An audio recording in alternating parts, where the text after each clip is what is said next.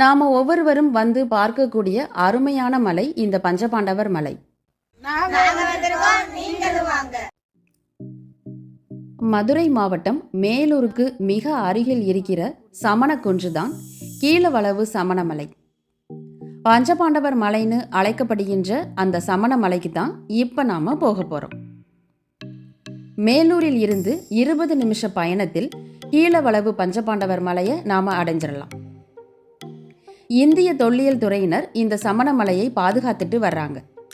பஞ்சபாண்டவர்கள் இங்க வந்து தங்கி தவம் செஞ்சதால இந்த மலைக்கு பஞ்சபாண்டவர் மலை அப்படின்னு பெயர் வந்ததா சொல்றாங்க.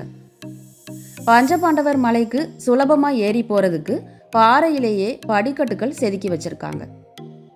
இந்த சமணமலை பகுதியில் இருக்கிற பாறைகள் எந்தவித பிடிமானமும் இல்லாம தனித்தனியா இருக்கிறது தான் இந்த சமணமலையின் தனி சிறப்பு.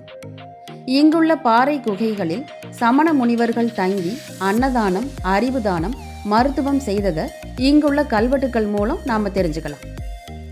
அதற்கு அடையாளமா இங்கு 100க்கும் மேற்பட்ட சமண படுகைகள் பாறை குகைகள்ல அமைக்கப்பட்டிருக்கு. கடுமையான வெயில் காலத்துல கூட இந்த பாறை குகைகள் சிலு சிலுன்னு குளுமையா இருப்பதை நாம பார்க்க முடியுது.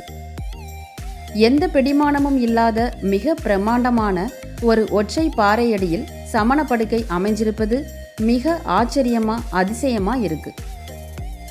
மழை காலத்துல தண்ணீர் வந்து சமண படுக்கைகள் நனையாமல் இருக்க சமண படுக்கை ஓரங்களில் வடிகால் அமைத்திருப்பது நல்லாவே தெரியுது. அந்த காலத்துல சிவகங்கை போன்ற பகுதியிலிருந்து மதுரைக்கு வர்ற வணிக குழுவினர் இங்கு வந்து தங்கி இளைப்பாரி சென்றதா தெரிகிறது.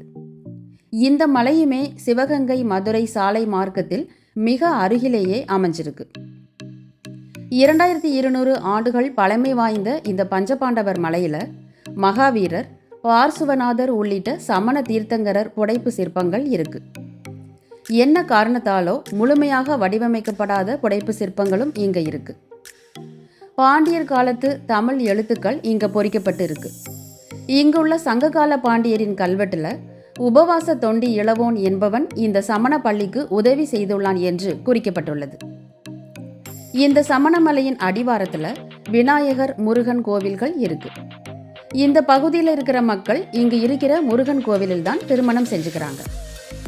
பல அற்புதமான விஷயங்களை தாங்கி நிற்கிற இயற்கை எழில் கொஞ்சம் இந்த பஞ்சபாண்டவர் மலையில் இருக்கிற சமண சிற்பங்களையும் தமிழ் கல்வெட்டுகளையும் சேதமில்லாமல் பாதுகாக்க வேண்டியது நம்ம ஒவ்வொருவருடைய கடமை. நாம ஒவ்வொருவரும் வந்து பார்க்கக்கூடிய அருமையான மலை இந்த பஞ்சபாண்டவர் மலை. வாய்ப்பு கிடைக்கும்போது நீங்களும் ஒரு முறை அவசியம் கீழவளவுல இருக்கிற இந்த பஞ்சபாண்டவர் சமண மலைக்கு வாங்க.